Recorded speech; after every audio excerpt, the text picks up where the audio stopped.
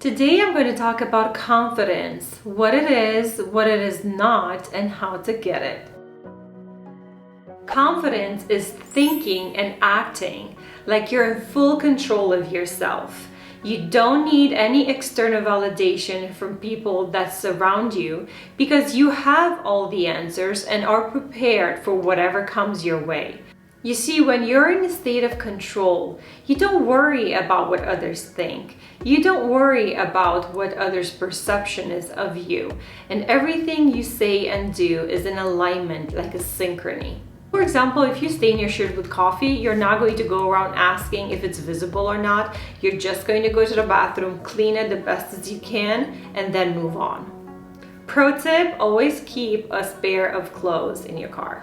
I define confidence as a momentum of actions. These are actions that you're aware of, that you know you can take to improve on yourself.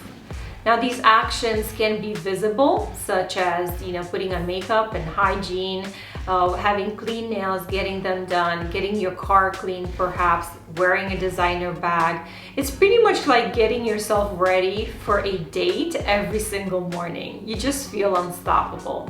Or they can be performance enhancements, such as learning a new skill or perhaps learning how to do a task you didn't know how to do before, preparing yourself for a speech, which requires a lot of practice.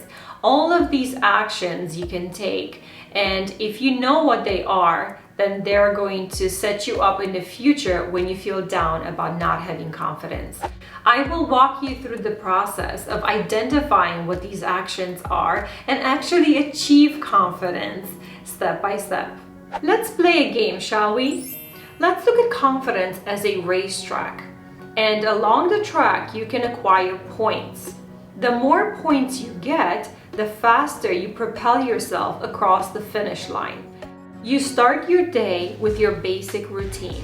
I suggest you write down all the steps that you take in preparing yourself for the day that make you happy about how you look.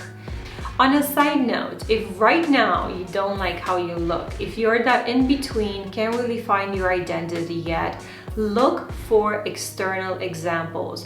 There are public figures out there that you can research, that you can Google, you can watch interviews, you can watch videos of them, and try to understand what their values are, what they stand for, and perhaps this is something that you might be relating to. Then you can translate that into your own personal life and see if that's something like an image that would fit with your personality and with your daily activities.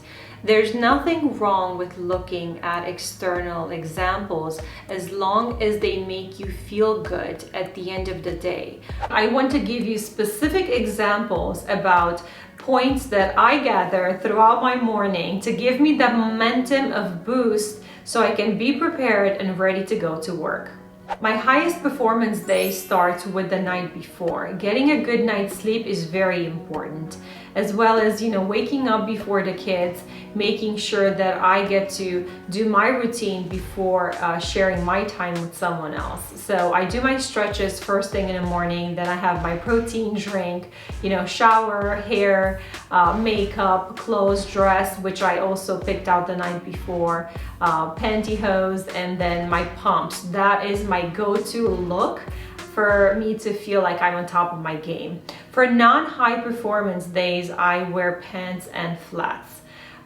If I have something very important happening that day, 100% of the time I will wear a dress and pumps, regardless of the weather or any other conditions. So through this example, I highly encourage you to discover what is it that makes you feel like you're unstoppable. And I recommend you don't skip any of these steps in the morning. The more points you have, the stronger that force will be behind you that would project you throughout the day, regardless of really what's thrown at you. And this is part of what you can control. There are other aspects in your environment that you can control, right? You can control your coworkers, you can control traffic, you can control the assignments you're getting, or perhaps, lack of communication or whatever issues you might be having at work. Those you cannot control.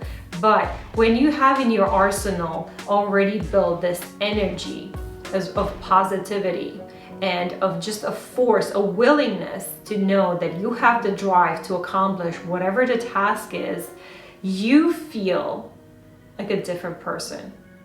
After I get myself ready, breakfast is very important because I make sure it has the highest nutritional value meal of the day, because again, that's something I can control. I don't know what the rest of my meals might look like. I try to bring a homemade lunch with me along with a lot of fruit. That makes me really happy. And of course, my favorite coffee in the world, which is the one my husband makes every single morning. I cannot leave the house without it. They're very small details, but I have to have them to make me happy. It doesn't mean I'm not happy without them, but they just feel like they're part of my routine. And having that base, I can then go out there into the world and confront whatever may come my way.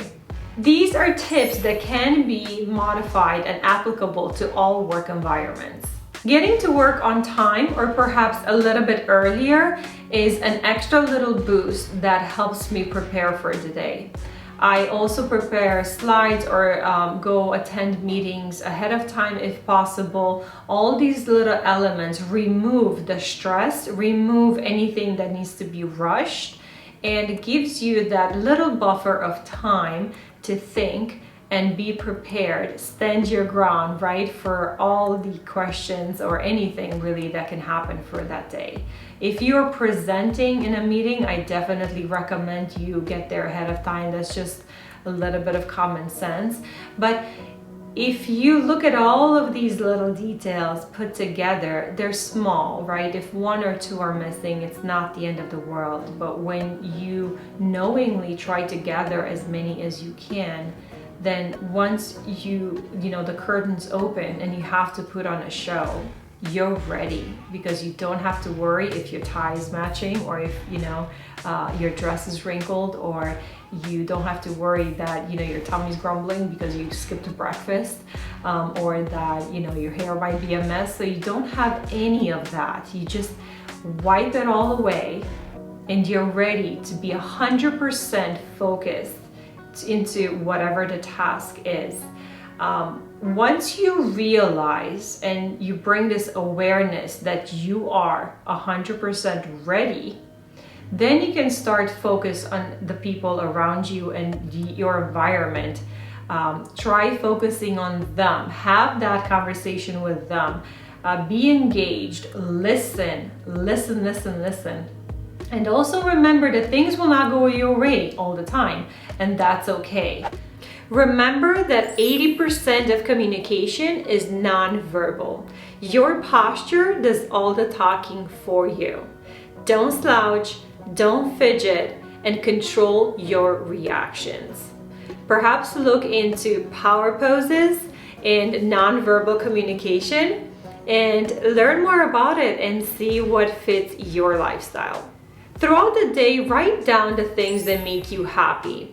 Write down all these points. Perhaps use an app on your phone quickly, that's handy. And this way you can track them and remember them to do them in the future. If you skipped a couple now and then, it's fine. Just remember them for tomorrow so you can try again.